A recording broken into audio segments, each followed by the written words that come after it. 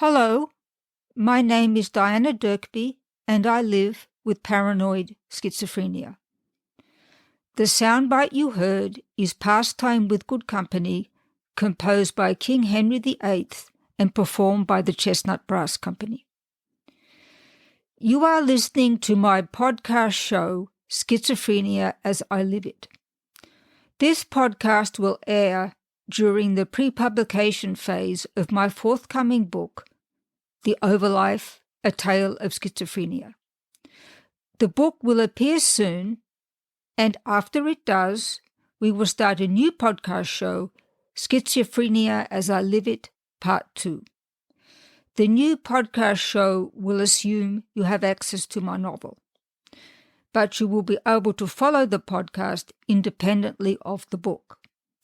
Also, there will be no spoilers, so you will be able to read the novel at your own pace if you do purchase it. Today is Chapter 10, entitled Visual Hallucinations.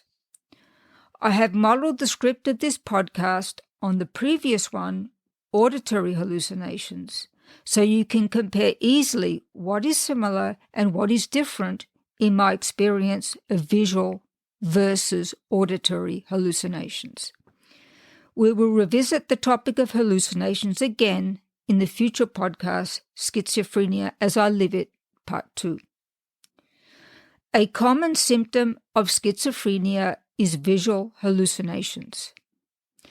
Visual hallucinations happen when you see people or objects that aren't there, or when your visual perception of people and things that are real is distorted or warped. The visual sensations may seem real, but they're not. It's essential to include real objects and real people in the distortion of reality. In other words, seeing imaginary people is too restrictive, albeit accurate in describing some visual hallucinations. I will talk a little today of my experience. It is similar to the character Sarah in my book, The Overlife, A Tale of Schizophrenia, where it is treated in more detail. During relapses of my paranoid schizophrenia, I have seen objects and people who were not real. However, the distortion of my visual perception of real objects is far more pronounced. A common problem I have had when struggling with my schizophrenia is the distortion of the faces of real people. It's a frightening experience. I have also had a problem with reading as the words seem to melt on the page. The auditory hallucinations I spoke about in my previous podcast chapter fit into the paranoid aspect of my symptoms. By contrast, the visual hallucinations and distortions do not. I couldn't do anything about them, so the reaction was pure fear with no way out but to get healthier. Yet at least they were not adding to my paranoia. Other types of visual problems have also plagued me. For example, during all my lousy episodes of schizophrenia, I have had a problem with colour perception. I have been afraid of the colour black, making it impossible to read black print. For some reason, blue is always a safe colour. I found that if something was in black ink, say in a word processor, if I turned the black to blue, I had no problem. To my senses, again, blue was a safe colour, whereas black was threatening. I have no idea why.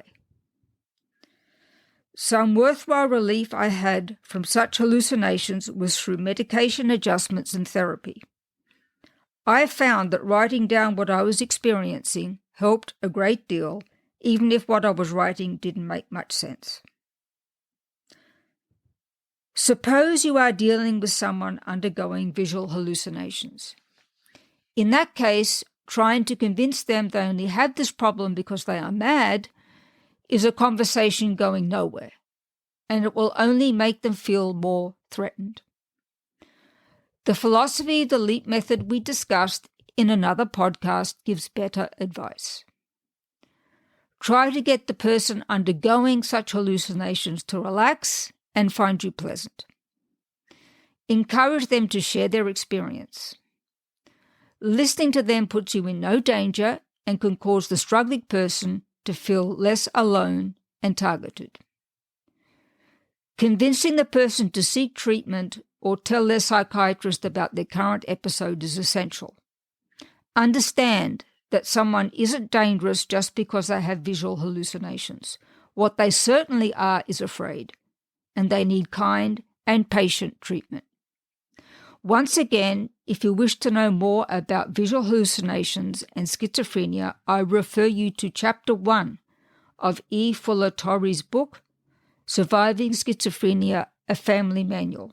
For example, the section Delusions and Hallucinations. I quote from that source to help explain what I experience.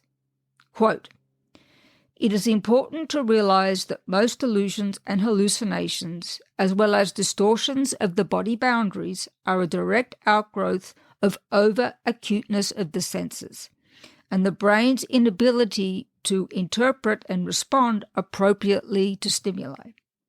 In other words, most delusions and hallucinations are logical outgrowths of what the brain is experiencing.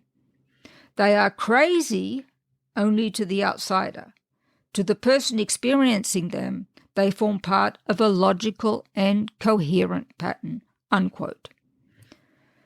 For all that the pattern may be logical and coherent, though it may take a while to sink in, I find that delusions and hallucinations that may at first seem normal and benign eventually terrify me. Part of that terror comes from the way people react out of stigma. Not only my senses are distorted, but many people's reactions seem distorted too and distinctly unfriendly, all adding to my fear. As E. Fuller Torrey describes in his book, the magnitude and frequency of visual hallucinations can make life distressing. They may be unreal, but my senses still have to cope with them. Several people, from Churchill to Peter Cook, are listed as having coined a phrase like, "We learn from our mistakes and get to repeat them perfectly." I find that this quote fits well with the onset of a relapse. At the beginning, I do not gain more insight during a relapse from the relapses that have preceded it. That situation is frustrating for the people who know me or love me and are trying to help me. It's only when I start improving through medication, therapy, and resting as much as possible that I can see a pattern that is repeating itself. This better stage brings with it a sudden spike in my objectivity that has in the past misled even my doctors. I am in fact only a bit better from the worst phase, and my objectivity is more a mind game than a genuine sign of recovery. However, it does help me seek treatment and look after myself. Most of all, it helps me to be careful how I treat other people. So I can still be sick, but I am reaching for a recovery consensus, even if that quest seems unnecessary or doomed to failure.